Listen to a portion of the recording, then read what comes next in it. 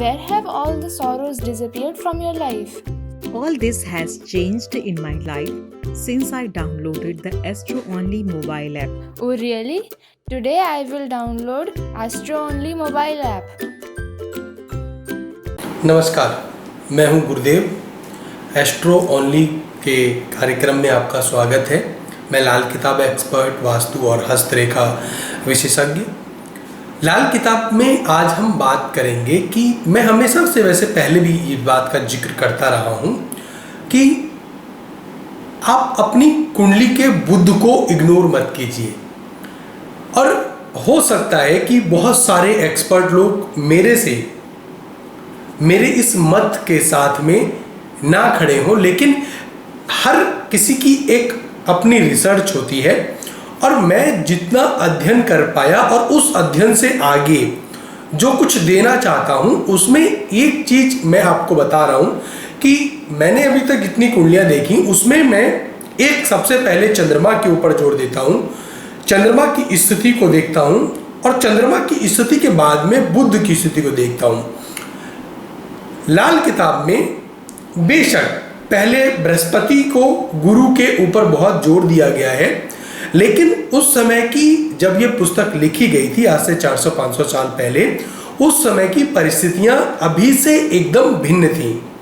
वर्तमान समय में जिस तरीके का कंपटीशन है, आप मेरे से निश्चित रूप से इस बात में तो संबंध रखेंगे कि अभी का कंपटीशन उस समय के कंपटीशन से बेहद अलग था।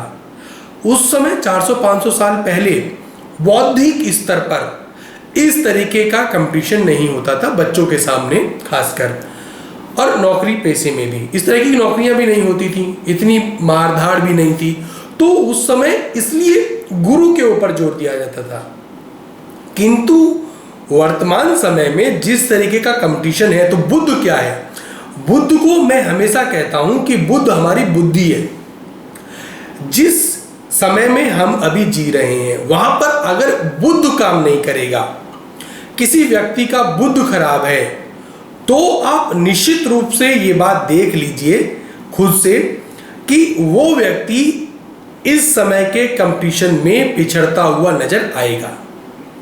समस्या बुद्ध की ऊपर है, हम अपनी बुद्धि का उपयोग नहीं कर पा रहे हैं और यही एक कारण है कि हम कंपटीशन में पिछड़ जाते हैं। नौकरी पेशे में उतनी अधिक सैलरी हमें नहीं मिल पाती है नौकरी पेशे में जितनी हमें प्राप्त होनी चाहिए, या फिर जिन लोगों का बुद्ध अच्छा है, स्ट्रांग है, वो लोग प्राप्त कर रहे हैं। तो मैंने पहले बोला कि इसमें पहले चंद्रमा को देखते हैं। चंद्रमा कुंडली में अच्छा होना चाहिए और चंद्रमा के लिए एक चीज का विशेष रूप से ध्यान रखें कि अगर 11th हाउस में चंद्रमा हो गया तो लाल किताब कहती है शनि कमजोर हो जाएगा, मंदा हो जाएगा, और उस समय हमें शनि के उपाय करने पड़ेंगे। ठीक है, चंद्रमा के ऊपर इसलिए जोर देते हैं कि चंद्रमा हर 2 दिन 2.5 दिन में अपनी स्थिति बदलता है, इसलिए चंद्रमा का प्रभाव हमारे ऊपर अधिक पड़ता है।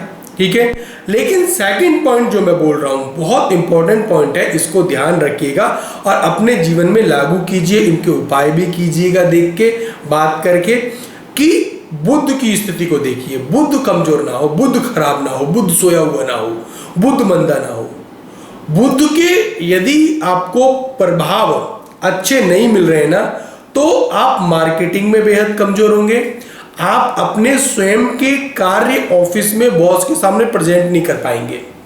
ऐसी स्थिति बुध कर देगा आपकी। इतना भय और सोशल रूप से हमें ये लोगों के साथ घुलने मिलने नहीं देगा।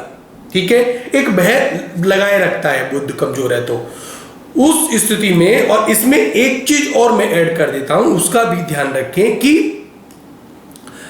अपनी कुंडली में एक चीज जरूर देखें।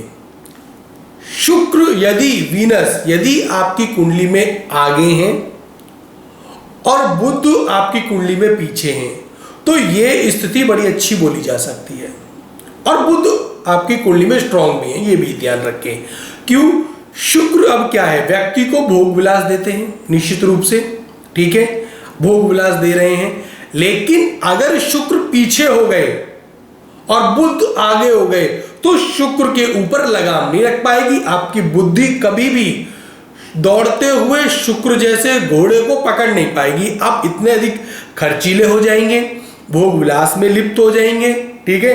आपको अपना अच्छा बुरा तक समझ नहीं आएगा। ऐसा व्यक्ति जिसका कुंडली में मैंने जितनी कुंडलियां देख ली है इस सूत्र के साथ में, और ये सूत्र जिसके ऊपर लागू हो रहा है, वो जिंदगी भर परेशान देखा है मैंने। उस व्यक्ति का भला नहीं हो पा रहा है, वो अपनी बुद्धि का इस्तेमाल ही नहीं कर पा रहा है। किस स्थिति में? स्थिति ये थी कि शुक्र पीछे और बुध आगे, यानी कि बुद्धि के दम पर शुक्र को पकड़ ही नहीं पा रहा वो व्यक्ति। भोग विलास में लिप्त है, खर्चे बहुत अधिक हैं, खर्चे कंट्रोल नहीं कर पा रहा है। तो वहां पर अगर हम देखें कि शुक्र अगर पीछे हैं और बुध आगे हैं, तो ये स्थिति बड़ी खतरनाक है। यदि आपके घर परिवार में बच्चे के साथ ऐसा है तो आप उसका निश्चित रूप से सही उपचार करना शुरू कर दो, वरना इस व्यक्ति के, जैसे कि मान लो कि ये व्यक्ति जिसका शुक्र पीछे है बुध आगे है, वो बड़े से बड़े घर में पैदा हो गया भाग्य लेके, शनि अच्छे हैं और शनि का बहुत अच्छा प्रभाव मिला, सुख मिला, और वो बहुत अच्छा लाभ लेके अमीर घर में पैदा तो हो गया, लेकिन वो व्यक्ति अपने संपत्ति जो भी माता पिता से मिली है विरासत में, उसको मट्टी में मिला देगा। वो इतना अधिक बदनामी करवाएगा समाज में कि समाज थू थू करेगा, और एक दिन माँ बाप ऐसा बोलते हुए नजर आएंगे कि इसने तो हमारी पूरी इज्जत को मट्टी में मिला दिया। और जातक भी जिसकी कुंडली में ऐसी समस्याएं हैं, शुक्र पीछे बुध आगे, वो चाहकर भी कभी अच्छा नहीं कर पाएगा अपने परिवार के लिए। और कितना ही धन उसके हाथ में दे दीजिए आप, कितना ही धन दे दीजिए, वो कभी समेट नहीं पाएगा, उसका सही इस्तेमाल नहीं कर पाएगा।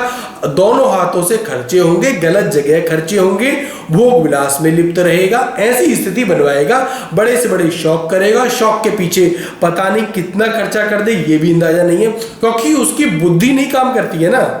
उसको सही और गलत का फैसला ही, वो जो दौड़ता हुआ घोड़ा है शुक्र, उसके ऊपर लगाम नहीं है, और वो लगाम बुध ही दे सकते हैं, ऐसी स्थिति।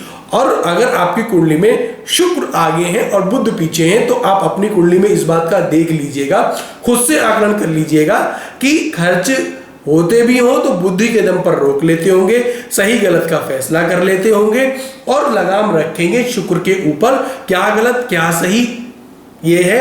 और अगर ऐसी स्थिति रिलेशनशिप और मैरिज के उसमें मैंने देखी है कि अगर शुक्र पीछे है बुध आगे है, तो एक्स्ट्रा अफेयर्स निश्चित रूप से रहते हैं, और वो परिवार का भी भला बुरा नहीं देखता है, परिवार के बारे में वो नहीं सोचता है कुछ भी।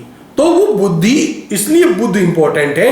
और अपनी कुंडली के बुध को देखिए, बुध अगर नीच के हो गए हैं और बुध सोए हुए हैं, बुध शत्रु हैं, बुध अस्त हैं, तो निश्चित रूप से आप मैनेजमेंट में वीक होंगे, हिसाब किताब सही नहीं करते होंगे, बुद्धि का सही उपयोग नहीं करेंगे, फैसले सही नहीं ले पाएंगे, और गलत फैसलों के दम पर ही आप पिछड़ते हुए नजर आ जाएंगे। तो ये अहमियत है बुध की। इसलिए मैं हमेशा कहता हूं कि बुध के ऊपर ध्यान दीजिए, बुध को बेहतर बनाइए, बुध को इग्नोर मत कीजिए, बुध को सही करने के लिए प्रयास कीजिए। बुध एक बहुत इंपॉर्टेंट प्लैनेट है, मरकरी हमारे जीवन में, बुध के बिना कभी भी सुख नहीं आ सकता है, धन नहीं आ सकता है, धन का सही उपयोग हम नहीं कर सकते हैं। इसलिए पूरी कुंडली का मेरे से एक बार आकलन करवाएं, कांटेक्ट करें, लेकिन एक बात का ध्यान रखें कि फ्री कॉल्स मत किया कीजिए। आप फोन नंबर व्हाट्सअप हम दिखाते हैं और आप सीधे उसके ऊपर कॉल कर देते हैं, तो वैसा नहीं है। अपॉइंटमेंट लीजिए, एक फीस लगेगी आपकी, 1500 रुपए की एक फीस है अपॉइंटमेंट की, उसके बाद में आप संपर्क करके बात कर सकते हैं।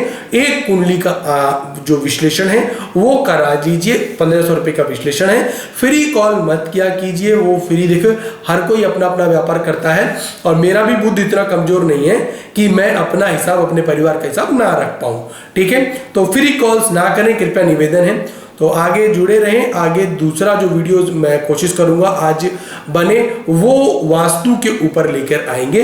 वास्तु धन से जुड़ा हुआ एक वास्तु का बड़ा महत्वपूर्ण होगा, तो इसके बाद का वीडियो अगर आप देखें वो भी जरूर देखें, आपके लिए अच्छा रहेगा। तो जय मां काली, जुड़े रहिए। मैं गुरुदेव आपकी सेवा में हाजिर हूँ। कांटेक्ट कीजिए, बात कीजिए, अपने जीवन को सुधारिए। नमस्कार। best astrology mobile app for love, career, finance counseling.